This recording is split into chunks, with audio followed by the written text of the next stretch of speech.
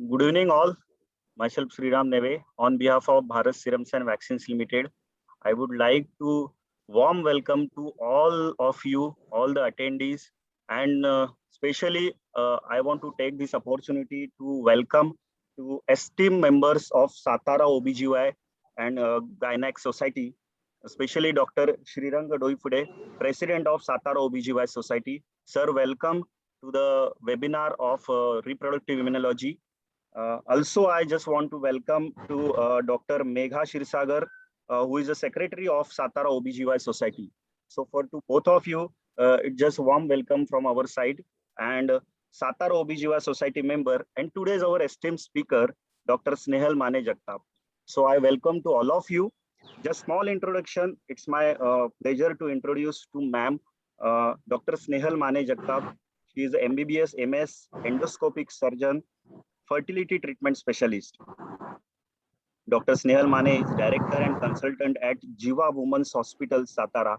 She is also consultant at Ajinkya Tara Multi-Speciality Hospital, also consultant at Navjivan Multi-Speciality Hospital, and attached to the Government Medical College, Satara.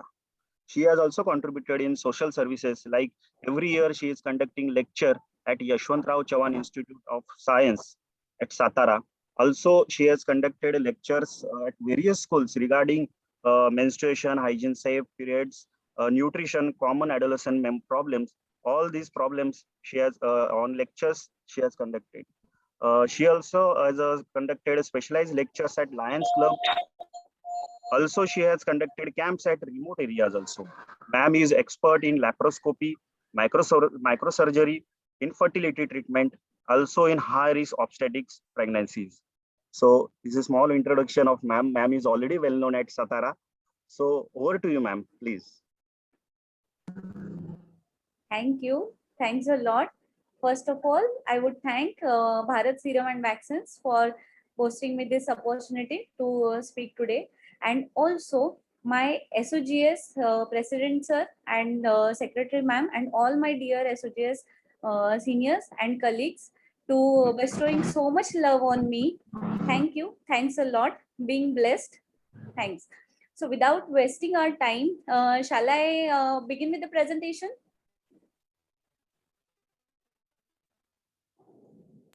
Yes, am I audible? Am I audible? Yes, ma'am. Yes, ma'am. Yes, ma'am. Please. Yes, ma'am. Please proceed. Yes, thank you. So without wasting much of the time, I'll get back to the presentation. So today's topic is reproductive immunology. See, these are just two words, mere two words, but the two words can't define it in a right way. Some motherhood is a bliss, but some patients, some of them have don't are really unfortunate to experience this bliss. So this reproductive immunology, though two words, has a vast meaning inside there, because there are some failures. Reproductive immunology doesn't mean only RPL. It doesn't mean only recurrent pregnancy loss. It is far beyond RPL. It is far beyond APLA. And we need to study these minute details in order to make justice to our patients. So what are the failures, what we experience in our day-to-day life? First and foremost, we all know recurrent pregnancy loss. Second is fetal growth restriction. Definitely, if a patient is having a FGR in the first pregnancy, it's our duty to find out the cause and treat the cause so that the second pregnancy is saved from having a FGR. And the third one is intrauterine fetal death. I'll get back to the details later on. Early neonatal loss and recurrent implantation failure. So this is a general pregnancy pyramid in spontaneous and as well as IVF pregnancies. So as we all know, IVF is the man-made orchestra and the spontaneous pregnancies is a natural orchestra. So the pre-implantation losses in spontaneous pregnancies are less compared to the IVF because it is all monitored, it is all calculated pregnancies. So the pre-implantation loss is more in IVF pregnancies compared to spontaneous. Rather, post-implantation loss is less in IVF pregnancies because we bombard the patient with heparin, with progesterones and etc. and all the masala. Hence, post-implantation loss in IVF pregnancies is less compared to spontaneous. However, the live birth more or less remains the same. So what is a recurrent? I'll be focusing basically on recurrent pregnancy loss Then the next topic will be recurrent implantation failures and what are the immunological disturbances which are hindering the successful pregnancy or which are hindering the successful outcome.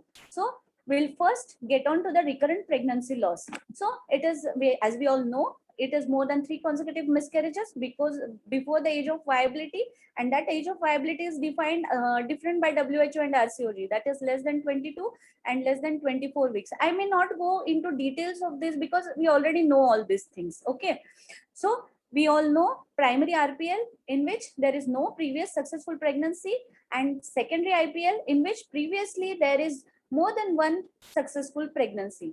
So 2 or 3 is a number game. But yes, we definitely know now is the era where female doesn't have much patience to go for 2 losses, go for 3 losses. So as early as possible, we should start screening. As early as possible, we should start investigating.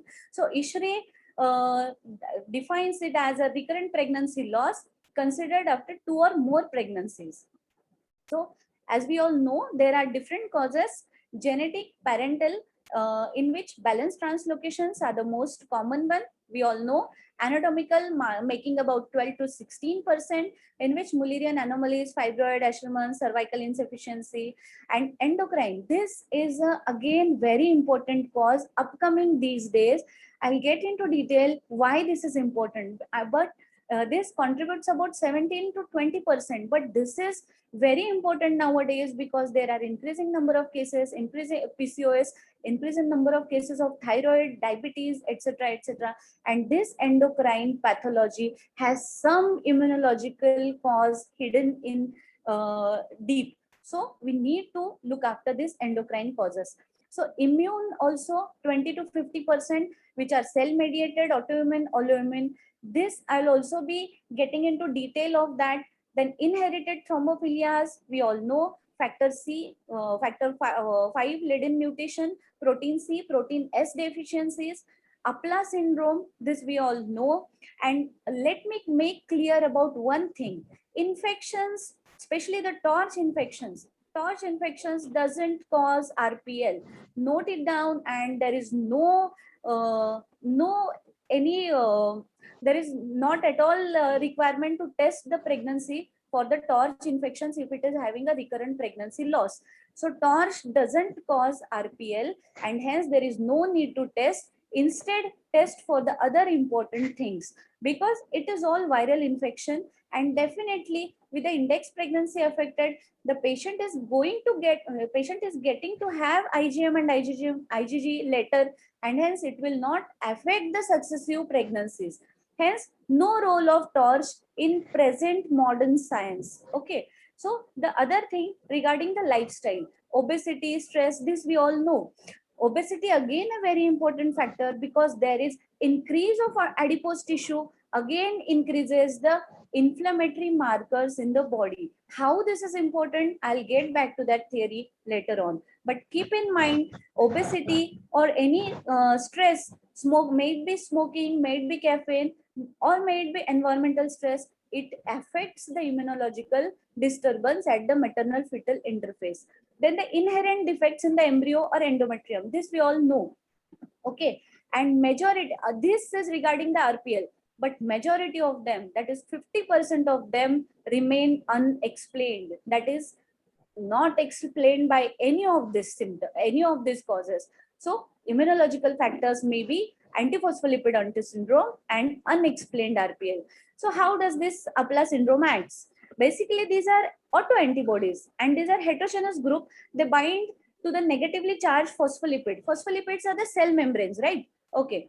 So this binds to the phospholipids, and especially of the trophoblast, especially of the developing placenta, and then they cause the vascular thrombosis. So more than 20 APL bodies have been described.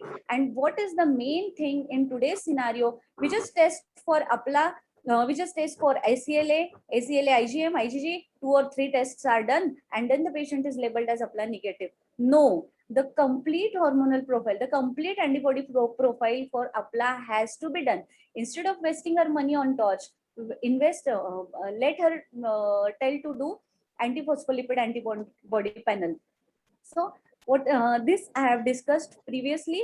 So mechanism, it is through the coagulation cascade that antibodies bind to the beta 2 glycoprotein 1 and causes coagulation, and then that inhibit successful implantation of the endometrium, and that causes decreased placental perfusion.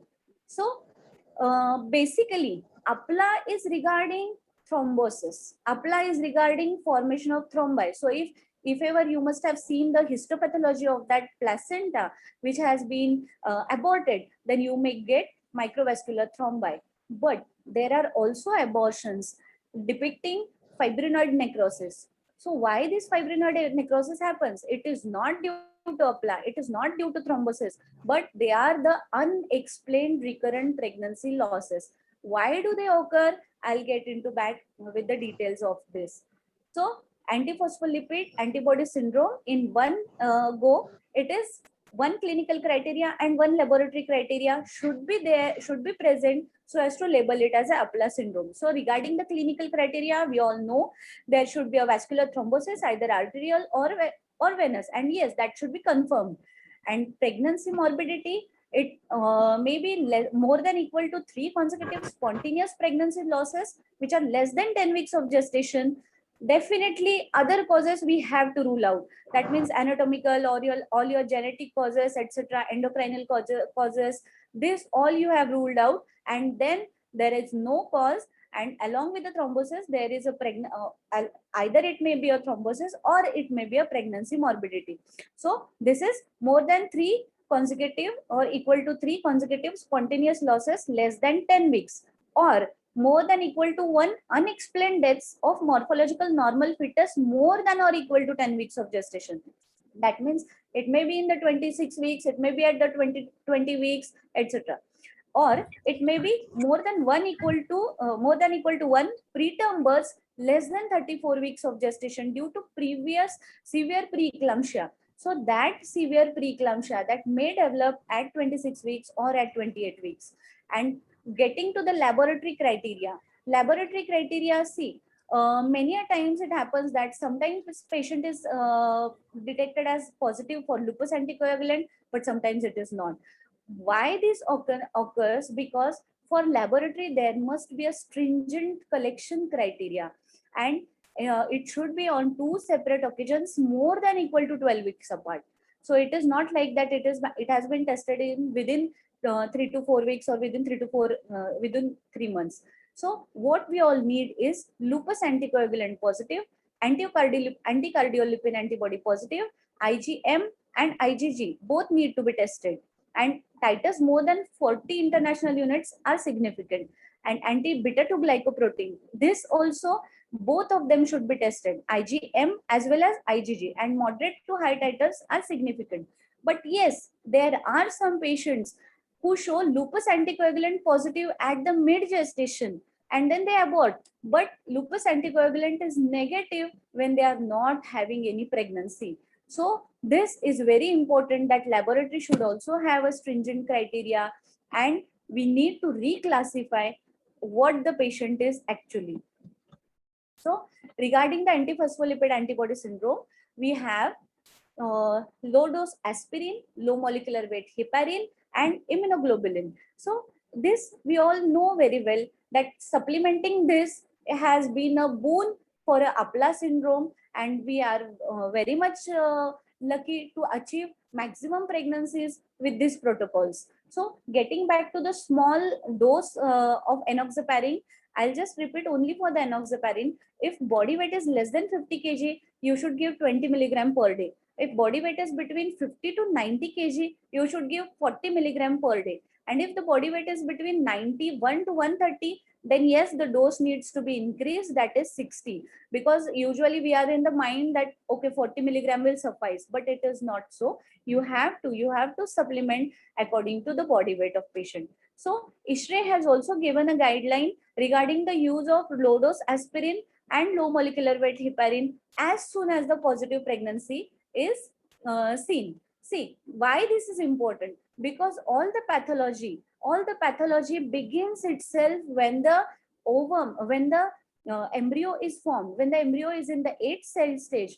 8 cell stage embryo sends signals to the ovary to begin her immunosuppressive activities, and hence before the UPT positive, all the cascade has been initiated, and hence we need to supplement it as early as possible to prevent the mishaps. So practical considerations are considerable. This I have already explained, that laboratory variations are there, and so 12 weeks apart on two separate occasions we should test it.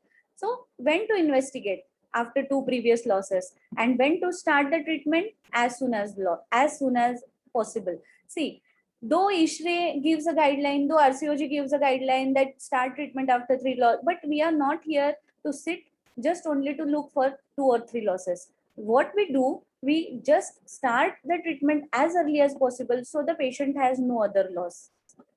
So again, heparin as an immunomodulator in unexplained RPL. So see, apart from all these things, this was regarding the APLA syndrome. It has been very well documented that heparin is beneficial in APLA syndromes.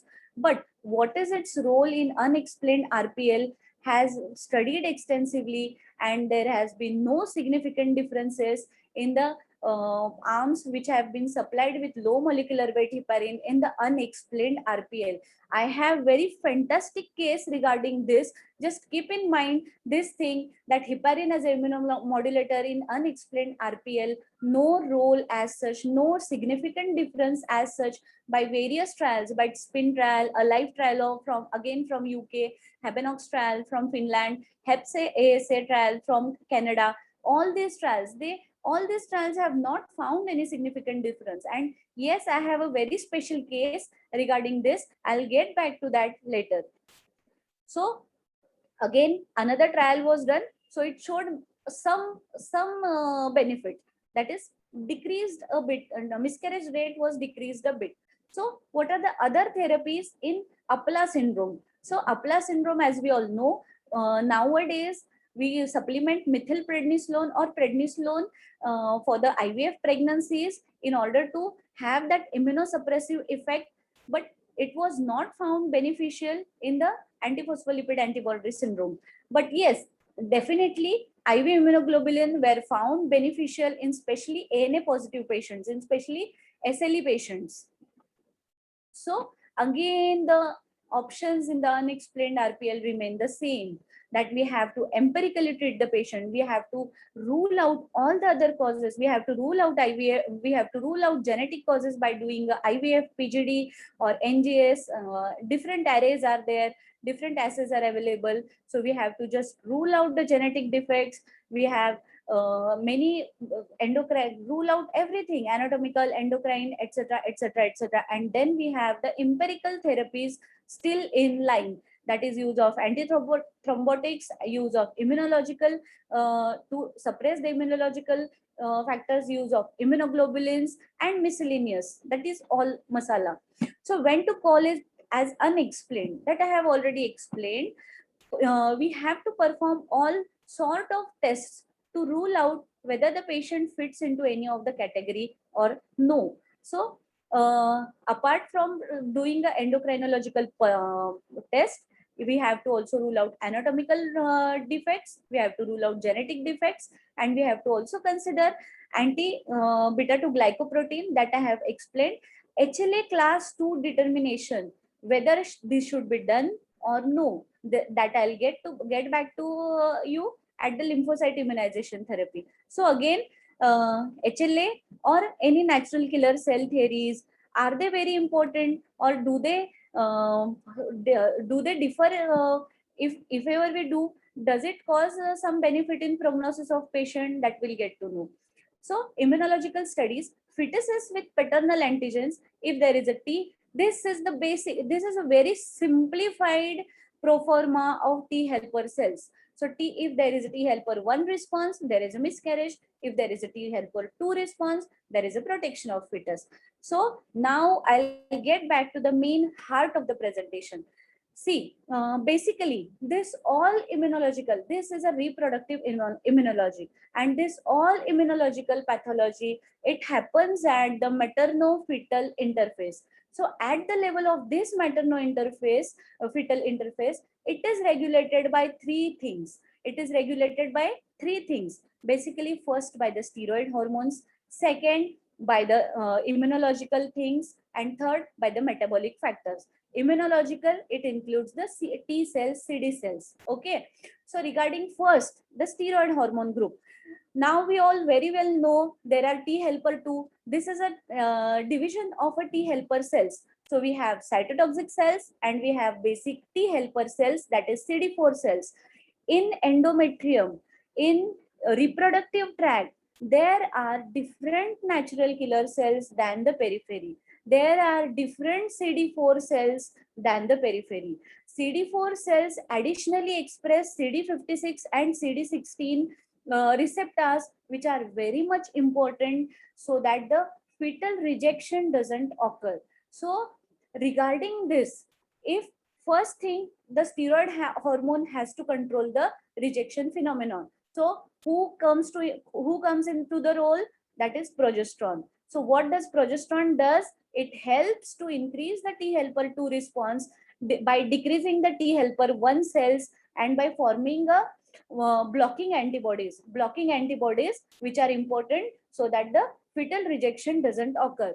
Then comes into the role T helper 17 cells. T helper 17 cells are again pro-inflammatory, same as T helper 1.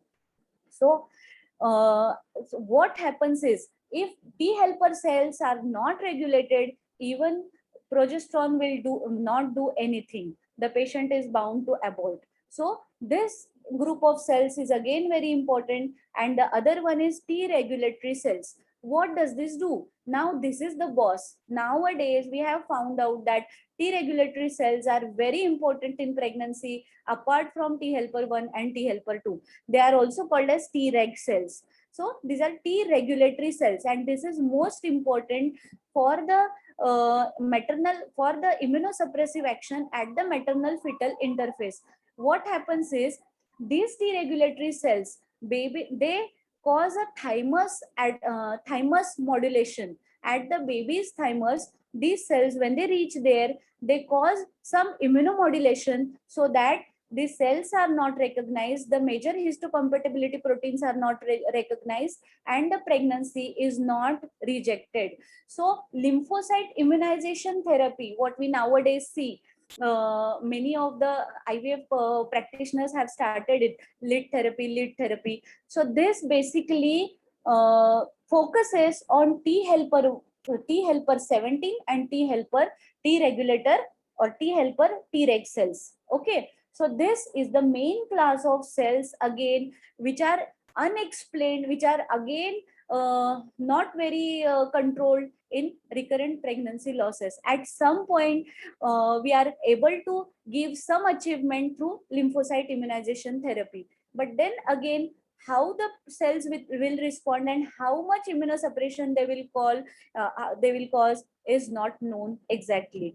So basically these things have to be regulated, and these cells again, what do? If they are not regulated properly, they activate the inflammatory cascade, and now these are the metabolic factors play into role. So what do they do? Metabolic factors, especially interleukin 10, interleukin 12, some pro-inflammatory mediator, tumor necrosis factor alpha. These pro-inflammatory mediators, then they again cause the graft rejection. So these cytokines, that also need to be regulated. And who regulates this? The set of T helper cells. Okay. So I think I am not overdosing. Okay. So main thing regarding what I have talked till now, HLA compatibility. Till now, there is no prognostic value to test about this HLA classes and HLA compatibilities. Yes, in lymphocyte immunization therapy, we do test it, because what happens is, if father and mother are genetically similar, okay, what I am saying is, if father and mother are genetically similar, then the HLA complexes may be same. So there they may not, mother may not produce blocking antibodies. So hence rejection is seen more commonly. That's why we look after whether the couple has any consanguinity or no. So this again becomes a history taking point, but how much to investigate, that depends upon the patient. Okay. And again the cytokines and cytokine gene polymorphism. Here important is also natural killer cell assays which are done nowadays for lymphocyte immunization therapy. And all these immunological things are at the level of microenvironment means these are happening at the level of mother to fetal interference and fetal interface. And that's why I told many a times it is not thrombosis, and hence we don't see a histopathology report telling it as a thrombi or telling it as a placental insufficiency. It is sometimes necrosis, but the whole microenvironment is disturbed due to the immunological problem, due to problems in the cytokines, due to problems in the T helper cells, and due to problems in the steroid hormones. So this all is the immunologically disturbed pattern which needs to be looked out. So anti-nuclear antibody, this we all know, it has increased prevalence in RPL. ANA positivity was more prevalent in RPL patients who are miscarriage as compared to ANA negative. So other antibodies, as I told you, HLA antibodies, anti-sperm antibodies, celiac markers. Apart from this, what is more important today is another important topic. Now we all have seen that these are non-organ specific antibodies, which APLA comes under non-organ specific antibodies.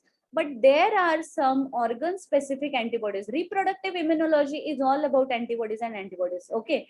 So there are organ specific antibodies which are again responsible for recurrent pregnancy losses. Which are they? Anti-trophoblastic antibodies, anti-thyroid antibodies, anti-transglutaminase or anti-sperm antibodies. Anti-sperm, these are also organ specific. Now I just want to elaborate regarding the anti-thyroid antibodies.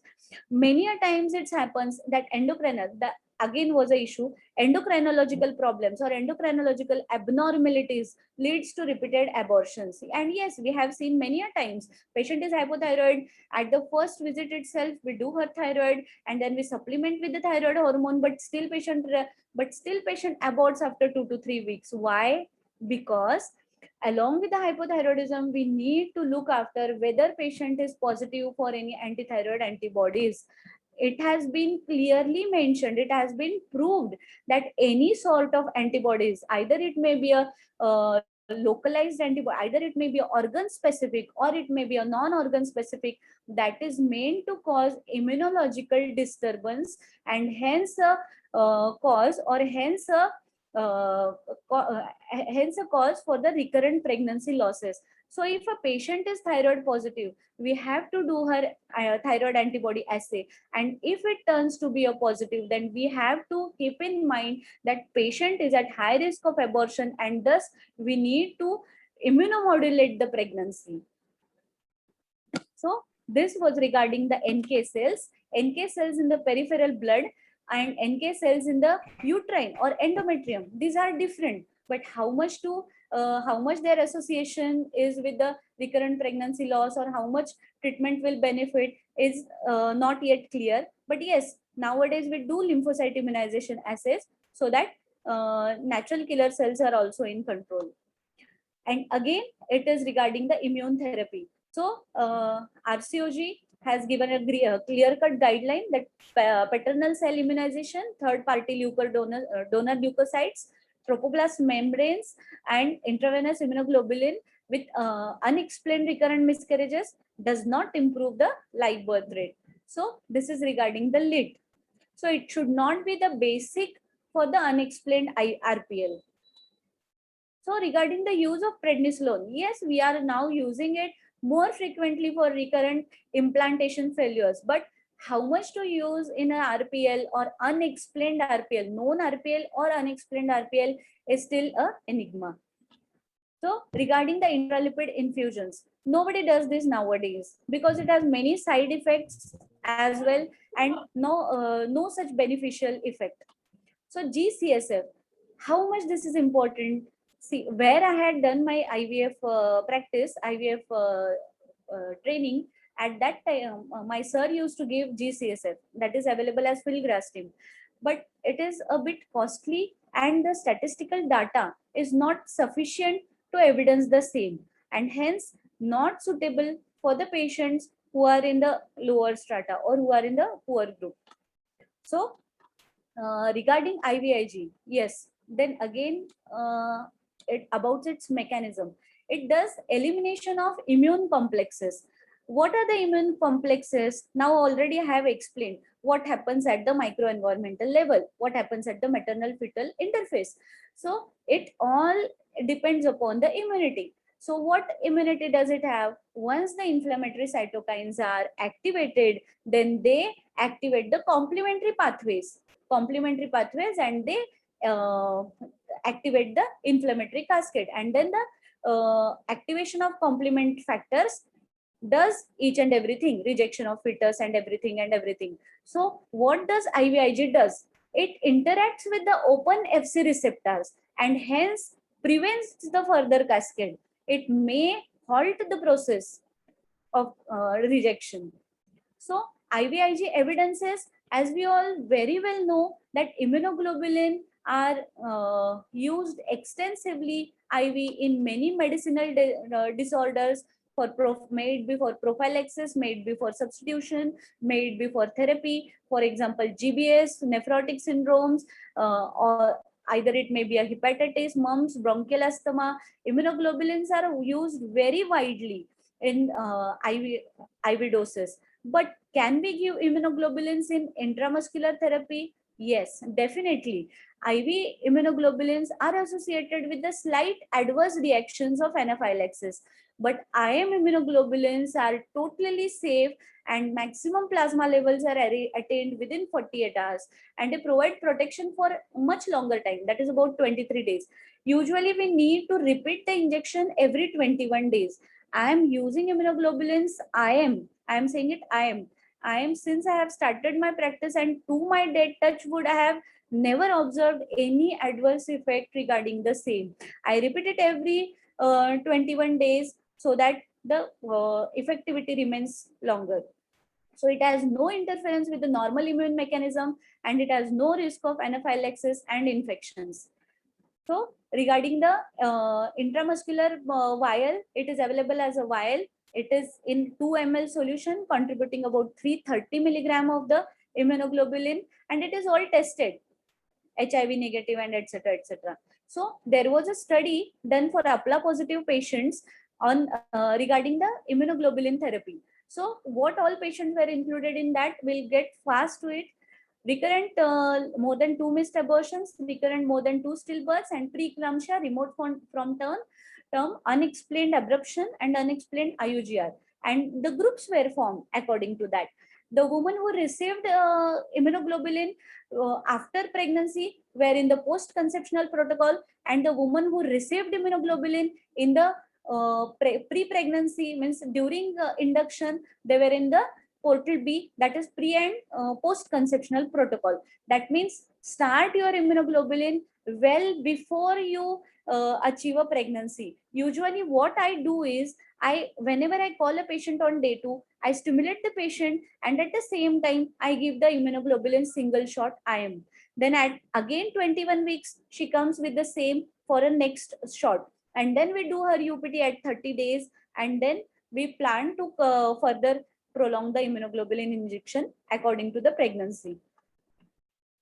So this treatment protocol was formed. Immunoglobulin was given in the group A, and immunoglobulin along with everything, aspirin as well as methylprednisolone was given. So what was the inference from group A and group B? Definitely pre and post conception treatment was more beneficial than the post conception alone.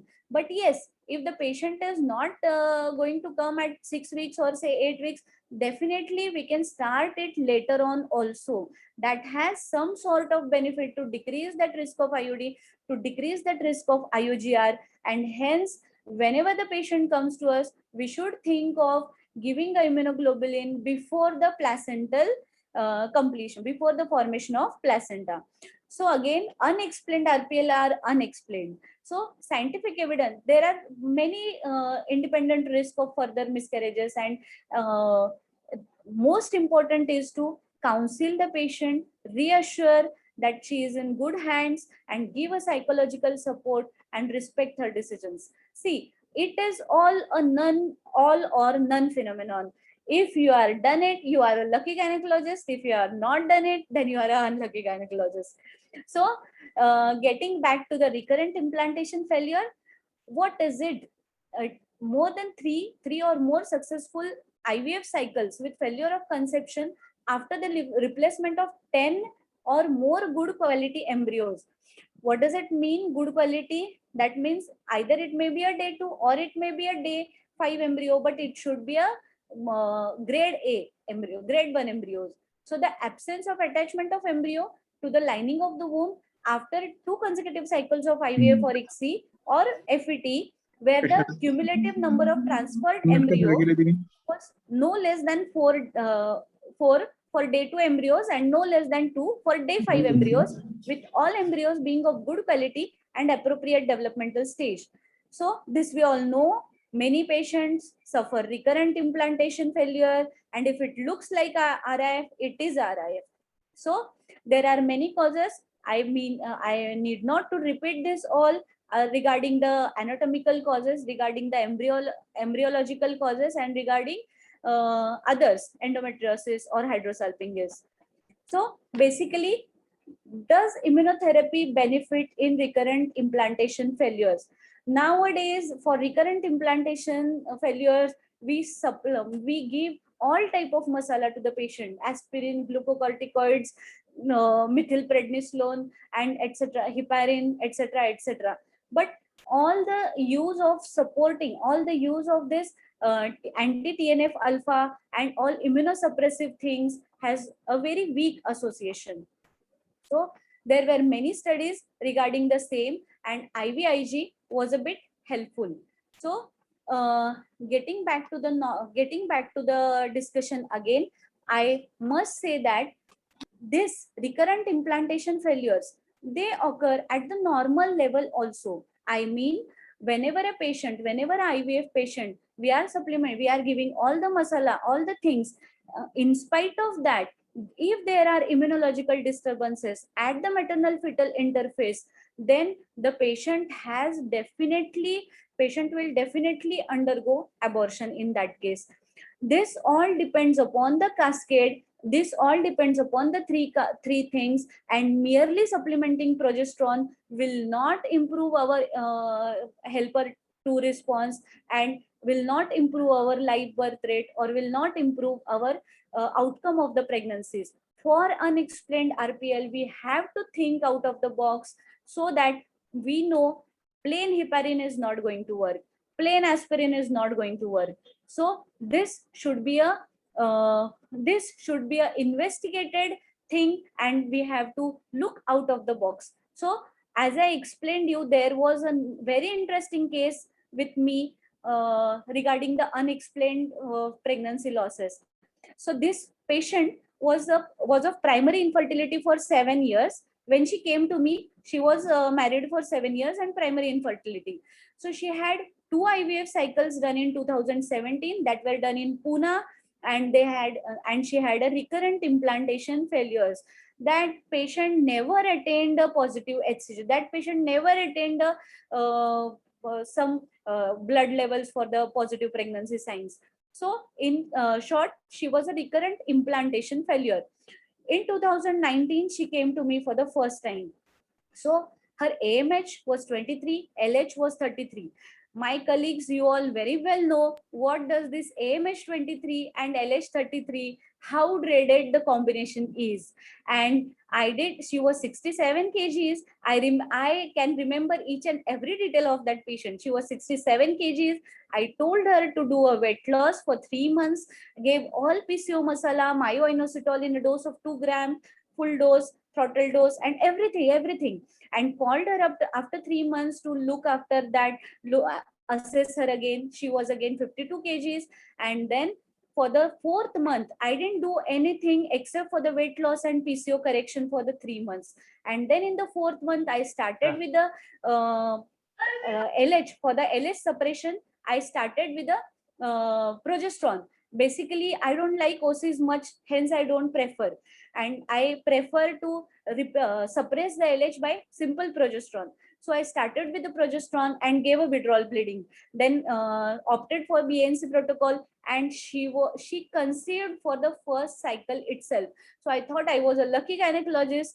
Started all masala, started with low molecular weight heparin, because I was very much sure that patient is having 2 recurrent implantation failures after the IVF cycles, and now I need to look for, she should not abort at any cost.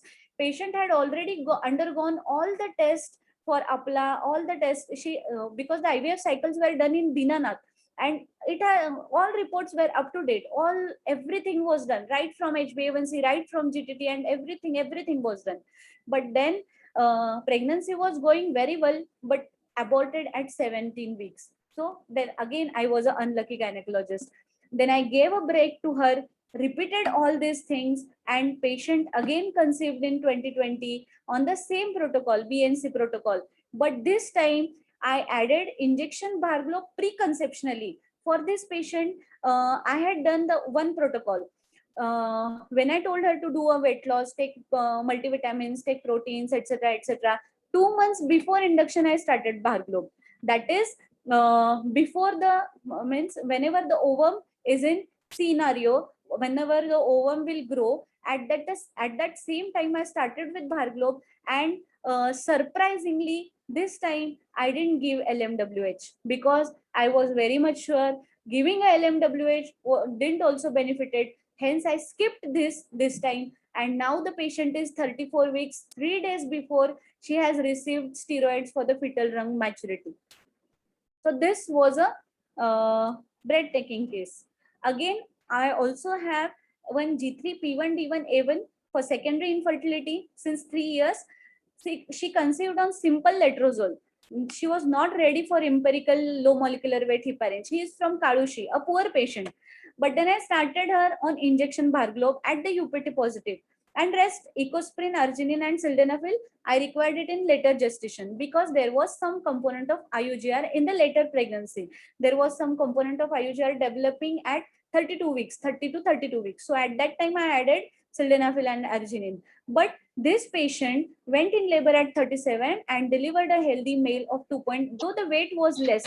But yes, definitely, rather than having a previous abortion and after that one IUD, the patient carried the pregnancy very well till 37 weeks.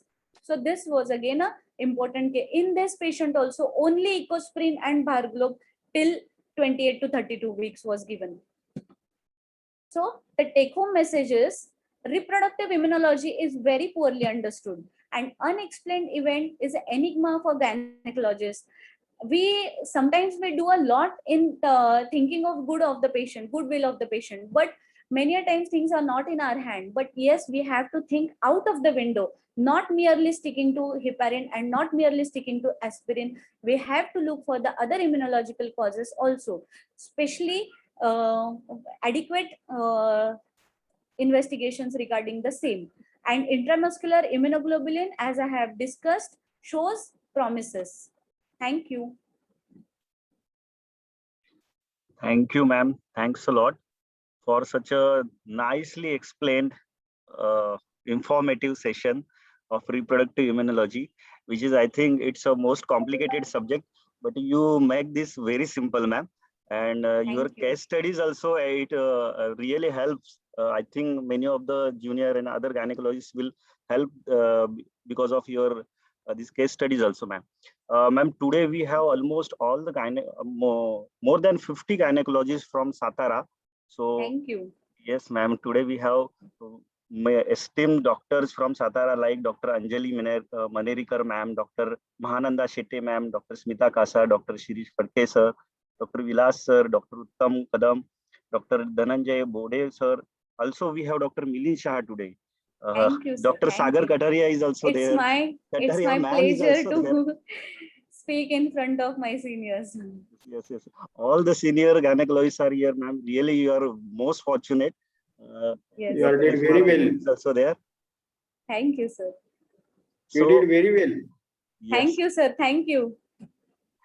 So I'm requesting all the senior gynecologists, esteemed gynecologists and attendees, all attendees, if you have any query or you want to share your thoughts, you want to speak with ma'am, I can please see unmute. 2 question and answers in the Yes. chat box. One is by Reshma ma'am. Yes, ma'am, I'll get back to your question. Role of immunotherapy in endometriosis related to recurrent implantation failure. See, this was all the cascade which I have explained. Endometriosis is also an entity where there is an immunological disturbance at the endometrial level. What happens here is, we have our cytokines right now. Till now, everyone must be very well equipped, very well acquainted with what are T cells, what are cytokines, what are inflammatory mediators, etc., etc. So what happens at the level of endometrium? These inflammatory cytokines, there are some integrins and adherins involved in implantation of the fetus, implantation or attachment of the blastocyst. At this level, there are alpha integrins and beta integrins. These alpha integrins are required for the attachment of blastocyst. But endometriosis is also a disease where there is high pro-inflammatory cytokines and decreased immunosuppressive cytokines, especially the interleukin-1. Interleukin-1 is very much required for the adenosine molecules, and in endometriosis, it is decreased significantly, and hence the adherins and integrins are not in tune to implant, and hence there is recurrent implantation failure.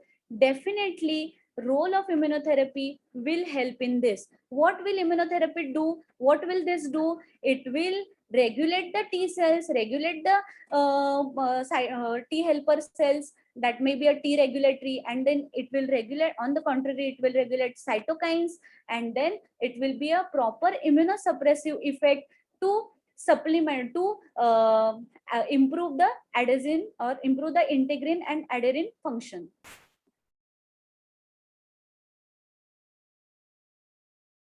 Am I, hello? Hello? Yes, yes, madam. Audible.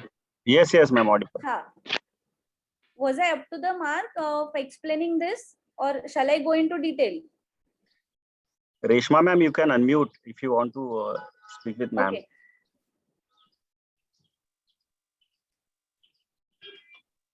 Yes, yes, yes. Very nicely explained. Thank you. Snehal. Yeah. Thank you. Thank you. Thank you. There is another question. What is the dose of injection Barglobe? It is available in a vial. It is as a 2 ml. It is available as a 2 ml vial, and at the same time you have to inject whole of the 2 ml and then repeat the dose at 21 days. Either it may be a preconceptional protocol or it may be a post-conceptional protocol. Dose is same. 330 milligram of immunoglobulin.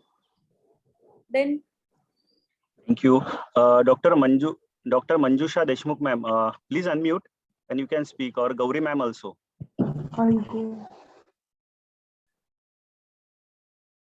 Because both of them have raised the hand. Dr. Manjusha ma'am, please unmute.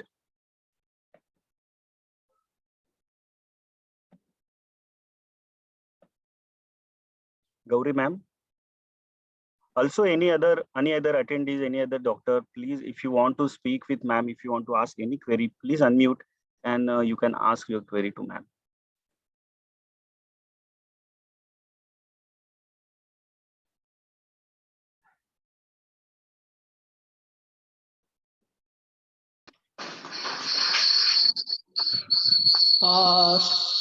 Snehal, is there Yes, any typical obstetric history which suggests immunological cause?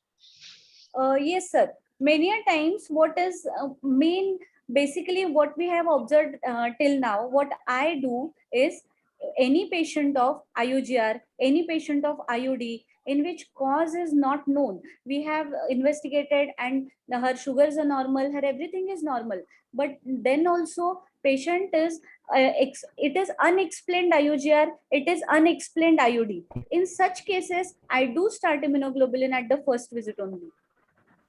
Because we can't wait till patient gets aborted. We just have to react as early as possible when the patient comes to us with a poor pregnancy outcome. Either it may be IUGR or it may be IUD. At present, I have one patient. She is from Mumbai, basically. Previously, PTVD, 28 weeks she had to do a section because of severe PIH, and then her APLA was also done, but she was APLA negative. Now, due to lockdown, she is in Satara. But the patient came to me at 4 weeks at the UPT positive itself. So this time I have started her on immunoglobulin. Most of the guidelines suggest using Ecosprin and LMWH Yes. in this immunological Yes. causes. So, Yes. do you use all these three together? No, sir. If ever patient is a known if ever a patient is a known cause of APLA or known known severe PIH or known recurrent abortions 2 or 3, then only I start with low molecular weight heparin. Routinely, I start Ecosprin very frequently in all the endocrine cases, may it be a hypothyroid patient, may it be a PCO patient, because Ecosprin will also help to some extent to overcome this placental abnormalities. So Ecosprin I start daily, start routinely, but not regarding the low molecular weight heparin. For the instead of low molecular weight heparin, I do start immunoglobulin, because that is then again every 21 days. Sometimes compliance with the low molecular weight heparin is very poor. I 2 to 3 days before, I just discussed one case with Reshma ma'am. I have a patient. She was over diabetic. She had a HbA1c of 13 and then 4 losses. And for the 5th time, she came to me. Then I told her, you get back to normal. She is obese. You just reduce your weight first and then come to me. But after 2 months, patient came with UPT positive. So, and this patient, in spite of previous 4 losses, due to lockdown, didn't get low molecular weight heparin for 15 days. But then my Bharglob was continued. What I usually do is I pack the vial and I give it to them that on this date you have to take this. If you are able to come to me, then it's okay. If you are not able to come to me, then take it from a local doctor. So for 15 days, she missed her low molecular weight heparin. So again, the thing is, patient should also be compliant to supplement with these therapies. Snehal, Yes, sir. you did very nicely. And Thank you, sir. I will take the inspiration from you, and I will infuse at least few doses of immunoglobulin to few patients. I never use the immunoglobulin, but today I learned a lot. So I will try, definitely I will try. Thank you, sir. Thank you. Okay. Actually, my guide used to, the place where I studied IVF, that sir used to use GCSF. But then again, it is costly compared to immunoglobulin. So I shifted to immunoglobulin rather than GCSF.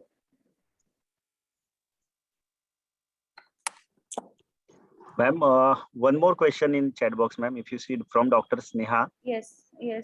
Sneha Ronge, yes. Yes, Patient autoimmune hypothyroidism with TSH 65. Can immunoglobulin help? Yes, definitely we have to start her on immunoglobulin, because see, TSH of more than 10 is overt hypothyroidism. What we say less than 10 is a subclinical hypothyroidism, but more than 10 definitely overt hypothyroidism, and these patients are 100% positive for thyroid autoantibodies, and hence they have some immunological disturbance. So first of all, they come to us with the infertility. Even if we correct the hypothyroidism part, even if we supplement with thyroxine, many a times they may miscarry. Many a times they are meant to miscarry, and hence the immunological disturbance should also be taken in mind for such a high TSH. Above 10 are definitely positive for thyroid antibodies. And Novak also explains that there are organ-specific antibodies which are also contributing to RPL, and one of these is antithyroid antibodies.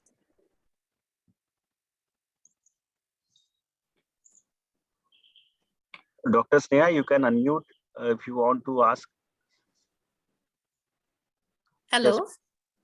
Yes. Yes. I needed to know how should we go about the treatment. Like now she has not conceived yet, so she Okay. came with infertility. And Okay. how should we go about the treatment? See, basically, first you need to supplement for the thyroid hormone. After that, whenever you are inducing a patient, do try for immunoglobulin on the day 2 itself while induction. That is what I do. I start immunoglobulin at the day 2 itself whenever there is a time. First of all, get her TSH normalized first, and then think of induction, because it is not only a thing that you give a hormone and then rest everything is normal. No, body needs to modify according to the inflammatory mediators, according to many factors. It needs to adjust itself. So for the first thing, for a month or so, give her a time so that her TSH is normalized, all her metabolic factors are normalized. It is not only regarding the TSH, it is all a metabolic disturbance also. As likewise I said, obesity also has many pro-inflammatory mediators in circulation, because the adipose tissue itself is a is promoting the inflammatory mediators, and hence we need to look after the metabolic factors also while thinking on the induction. So first get back her TSH to the normal, and then on the day 2 itself you can induce along with the immunoglobulins. Okay, thank you. Welcome. There is another question, sir? Can I take this? Yes, sir, Dr. Megha. Is there any role of immunoglobulin in patients who have not conceived yet rather than in RPL? No. See, this is a plain question regarding the infertility. So first, basically, we need to rule out why there is infertility, and then we can act accordingly. If there are recurrent abortions, if there are recurrent things, then yes, definitely start with the immunoglobulins. But if there is an infertility for prolonged duration, say for more than 5 years of age, sorry, more than 5 years, in these patients, what I do is, see, patient 5 वर्षासाठी conceive नाही झाली कधीच, म्हणजे तिच्यात आणि ह्याच्यात काहीतरी problem असणार आहे. If it has not conceived for minimum of, or it has never been a single abortion, that means there is some disturbance, there is some immunological disturbance. That's why she has not even achieved that UPT positive. And in these patients, I do start immunoglobulin preconceptionally. When to start beta HCG injection? Sorry, Megha, ma'am, am I? Yes. I'm satisfied with your answer. Okay. Thank you. Next, I'll get back to the next question. Kiran sir, when to start beta HCG injection? Basically, when I do a BN Chakravarti protocol, then already we give beta HCG for the ovulation. Later on, I don't prefer much beta HCG injection unless and until there is a reduced chorionic activity. If ever there is reduced chorionic activity, then only I supplement with beta HCG, and that too for a period of 8 to 10 weeks or up to 10 weeks. So routinely, I don't give beta HCGs weekly to the patient.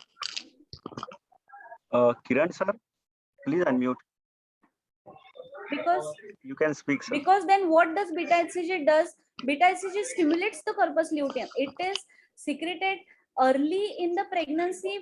It is secreted early by the blastocyst or by the embryo at the 8 cell stage only. When this beta HCG is secreted from the embryo, it stimulates the ovary. It stimulates the ovary to secrete platelet activating factor or other immunosuppressive factors, and thus the pregnancy is implanted. This means that embryo is capable enough to attach itself, and it is capable enough to secrete that beta HCG to attach itself.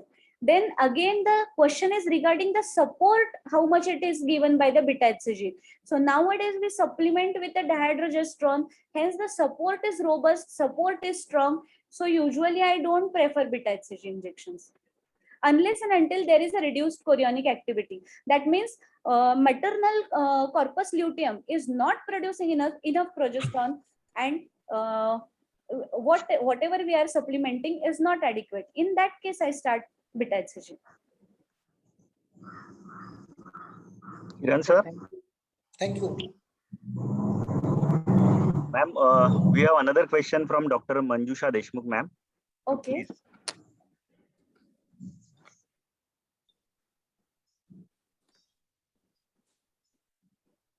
Shall I read, ma'am? I am not able to see the question. Yes, Okay. that's why. So my question is, does other than APLA, other systematic autoantibodies cause RPL? Yes, definitely. That is what I had pointed out previously also. Many systemic autoantibodies, either the patient may have a history of RA, rheumatoid arthritis, or any systemic antibody positivity. They need to be supplemented. They need to be looked after this to prevent the recurrent pregnancy losses. For that matter, I talked about thyroid earlier. So these are systemic. These are not related to the reproductive immunology, but yes, still they have a role. So systemic autoantibodies should be looked after, and they must be taken care of. Manjusha ma'am, please unmute.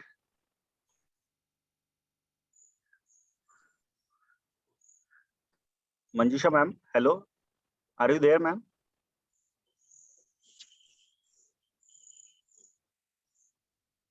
Okay, Gauri ma'am, you want to ask something as you raise the hand? Dr. Gauri?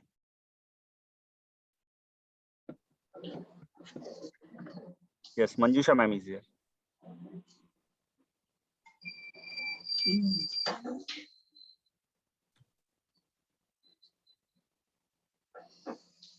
Yes, Manjusha ma'am. Thanks. I am satisfied, sir. Thank you, ma'am. Thank you. Right.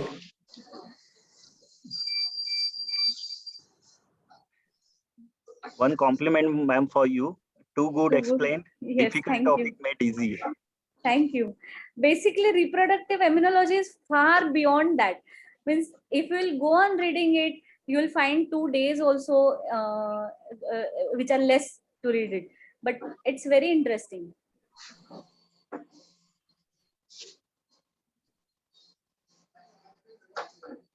Yes, I'm requesting to all the attendees. If you have still any query, please unmute and you can ask.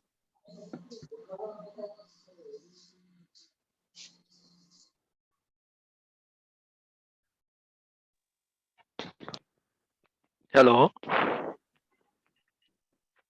Hello.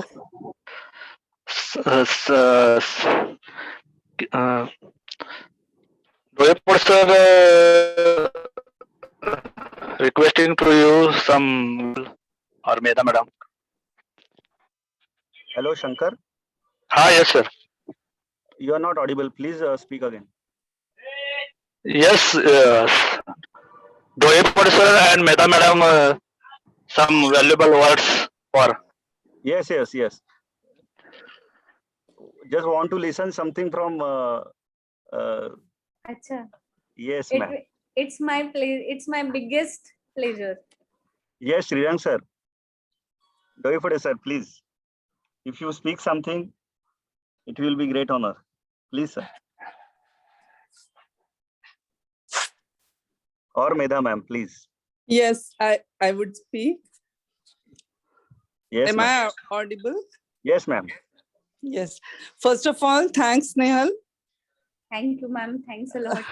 It was a modern presentation. Thank you. And you have cleared many questions in the minds of the audience. And secondly, when you answered the questions and queries, it showed how well read you are. Thank you, ma'am. So well done. We are proud of you all young gynecologists from Satara. And I thank the Bharat Serum people for this meeting, which was hosted by them and Satara Obstetrical Gynecological Society. I thank all the attendees. Thank you all.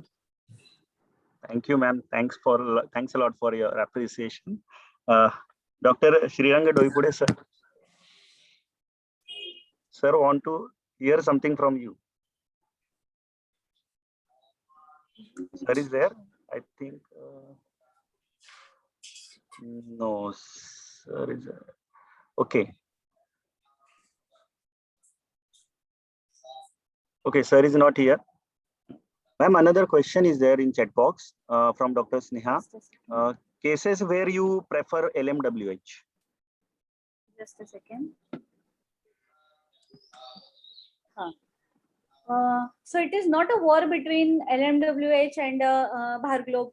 What I do is usually in a patient of recurrent pregnancy loss with the 2 abortions or with the documented APLA report positive, with the documented ANA report positive, I do start her on LMWH and I do combine LMWH with Bharglobe. I had one such patient. She was also infertility conception, IUI failures, and 2 IUI failures. But she was hypertensive. She had chronic hypertension. So in that case, also I had started LMWH empirically. Sometimes we need to. This is a case-based study. Sometimes we need to be liberal about giving one therapy and about halting the other. So yes, LMWH also has its place in definitely in recurrent pregnancy losses, but also empirically in some cases where we know that the prognosis is not going to be good now. So with the chronic hypertension patient, if we supplement with the LMWH for the initial 12 to 14 weeks, definitely the placentation is going to improve.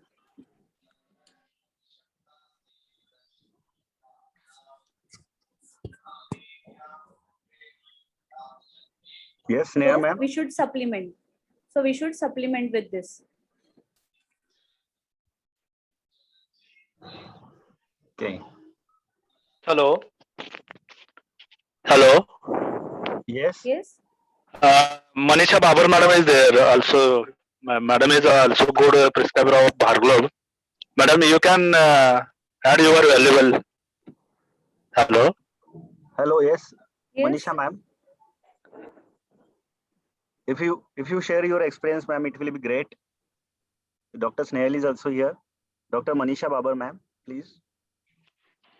Hello. Yes, ma'am. Yes, I am also using the Bharglobe since almost last 6 years, and I have a very great experience with you by using Bharglobe.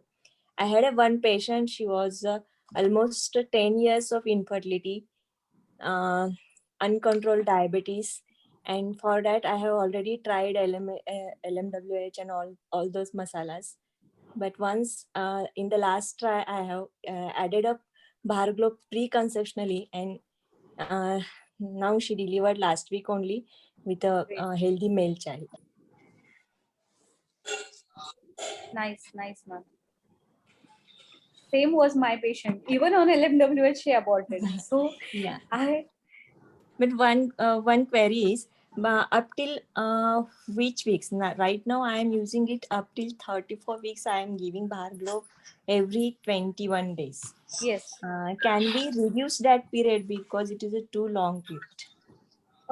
See, ma'am, what happens is we are doing this for the immunological thing, for the immunological cause. Yeah. As soon as we'll withdraw the thing, as soon as we'll take out the thing, the immunological disturbance, the what T helper cells do, what will cytokines do, they will all flare up again.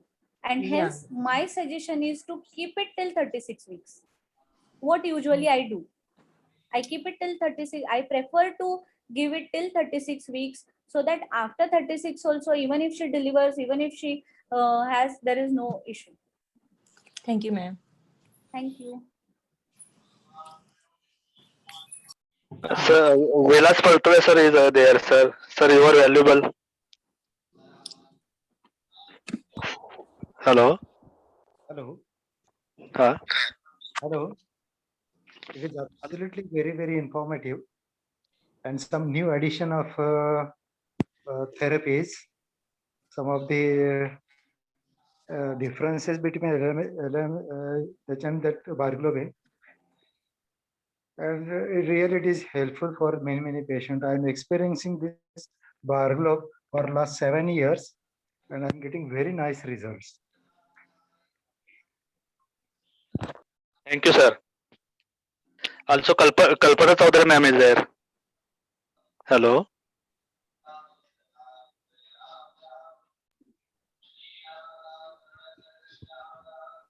Dr. Pratibha ma'am raised the hand. Ma'am, if you want to ask something, ma'am. Dr. Pratibha, as you raise the hand, please ma'am unmute and you can speak.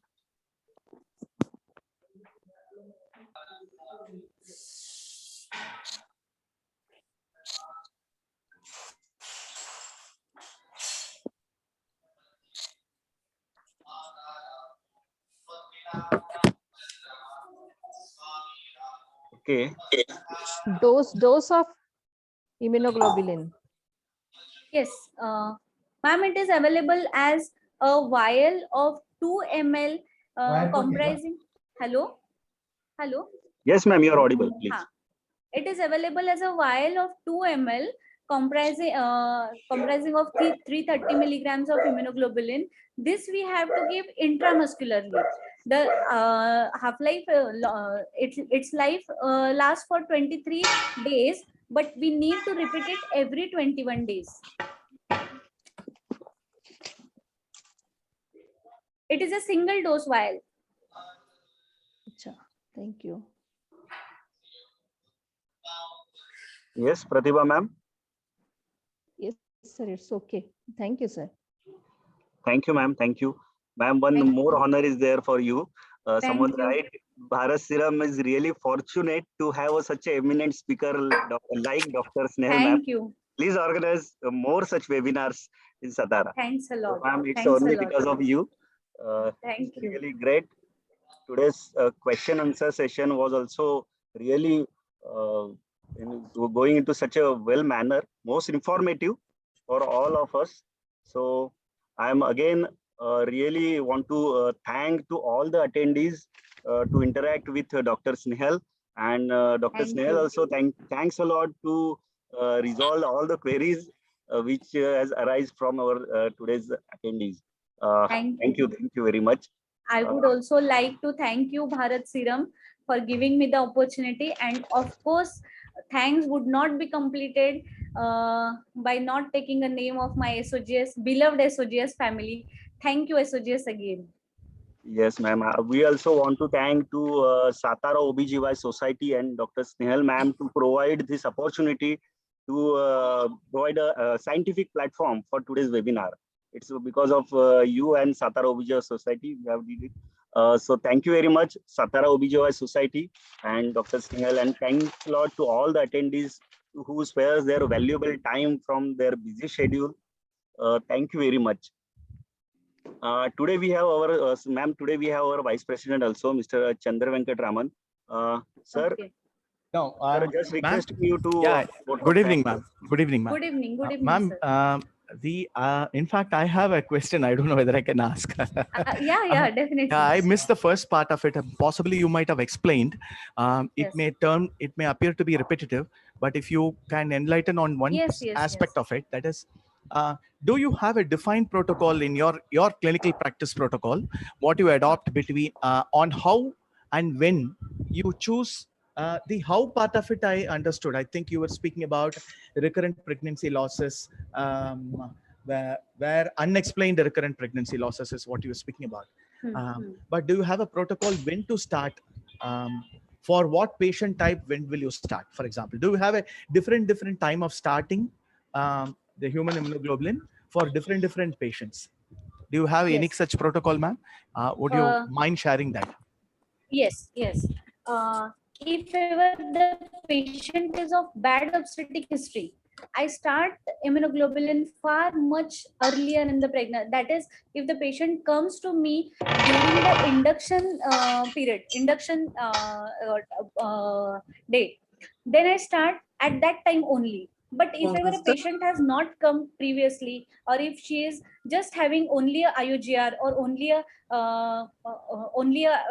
IUD or abortion, then at that time I do stimulate her first, and then at UPT positive I start with the Bharglobe. So it depends upon the severity many a times, but then again we have to think for the patient profile also. Many a times it happens. See, well-to-do family patients are so liberal that whatever we start with them, they are easily acceptable. But this is not the case in lower strata. We give them HMG, we give them HCG, they are already overburdened with the money, and then again there is no guarantee whether the cycle will be successful or not.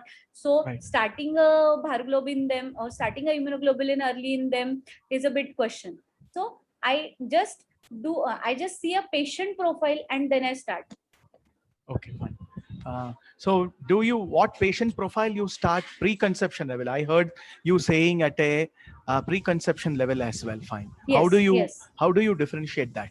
Yes. Possibly RPL cases, when they come back to you, you do the planning?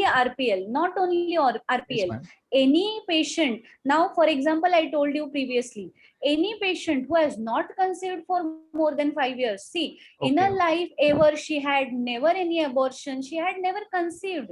She was not on any contraceptive. She was not on any treatment. Still, she has not conceived. So this patient is in this patient again is in the poor group. So she'll be benefited less likely with the routine protocols, less likely with the routine induction protocols. So in this patient also, I don't wait for a RPL to happen or a patient of RPL to start with the Bharglobe.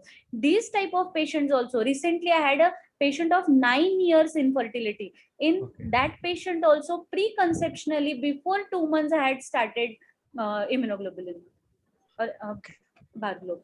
So it depends upon the patient's profile. It's not always a pregnancy loss. It's not always a bad obstetric history. A patient not conceiving after so many attempts for so many years, definitely she is also having a bad history. So we need to start. Okay, fine. So nice. I think the way in which, as I think most of them have explained that, I could see the comments and hear many of the eminent Satara obstetricians speaking about that. The way in which you scientifically explained, it's not about the product usage, ma'am. How it really helps the patient and what stage, how scientifically it influences possibly those outcomes, positive outcomes, and healthy mother delivering a healthy baby, typically. With that joy, what you see in the mothers, I think the family, entire family, I think it's not one lady who becomes happy, the entire family becomes happy. Fine. That is, and how you scientifically explained, ma'am, that is something which is really impressive. Fine. Many thanks. Many thanks. I think, and a great society. I think Satara society seems to be a very active and interactive society. Yes, definitely. Fine. With full of lot of seniors also today. That's what I understand from Sriram and Shankar. Fine. So nice. And I have a quick announcement to make. I think very quickly. I think Sriram, you have run that. You want to run that possibly, yes, or yes, sir. Is it too late? It will take 2 minutes with the prior permission of ma'am. Ma'am, Yes, there is a web portal called BSV with you. It is not something to do with BSV brands. It is something to do with the knowledge portal, knowledge hub. It provides complete access to unlimited knowledge access or a knowledge hub. A 1 minute or 1.5 minutes video you will have. Unfortunately, the audio is not good, but the video reading itself will possibly help all of us to understand what this is all about. Fine. So Sriram, if you can run, that will be great. Okay. Ma'am, would you mind stop sharing? Yes. Yeah. And as Sriram sets it up, I think this is one of the finest knowledge hub one can get, right from possibly it is segmented into obstetrics, fertility, endoscopy, and even fetal medicine. And you name it, you will have access to multiple index journals.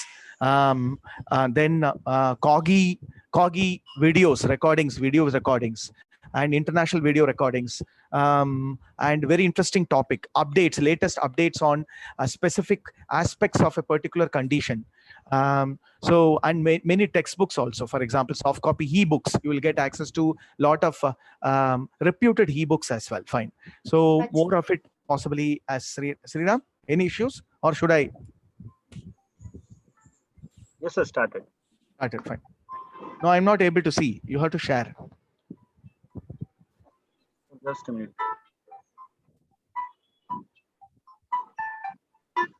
You have to stop and share it fresh. Just a minute. Yeah.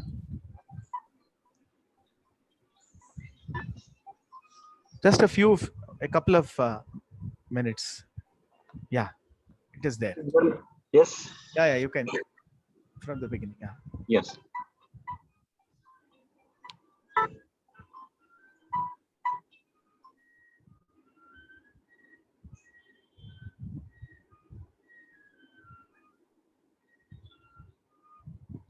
Please excuse the audio, but the video is enough.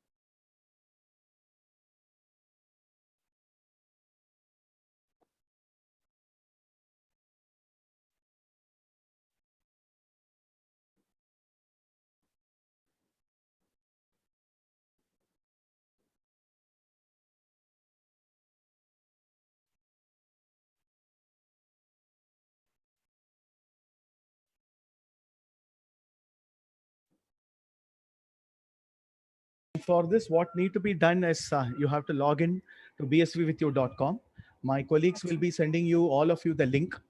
Please get yourself registered to have a complete access. It's purely a knowledge hub portal and nothing to do with merely product promotion.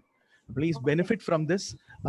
It is one of the rarest resource what we have created exclusively for women's health and gynecology, obstetrician and gynecology like you. Thank you. Okay. That is all, ma'am, from my side. Thank you. Thanks a lot. It's now time to close our today's session. So once again, thanks a lot to all attendees to spare their valuable time and for a most wonderful, informative, whatever say. Thank you for our today's esteemed speaker, Dr. Snehal also. Thank you, sir. Thanks a lot. All of you, please take care and stay safe. Bye-bye. Thank you very much. Yes. Bye. Thank you, madam. Thank you, madam. Thank you. Thank you. Wonderful weekend to all of you. Thank you. Thank you.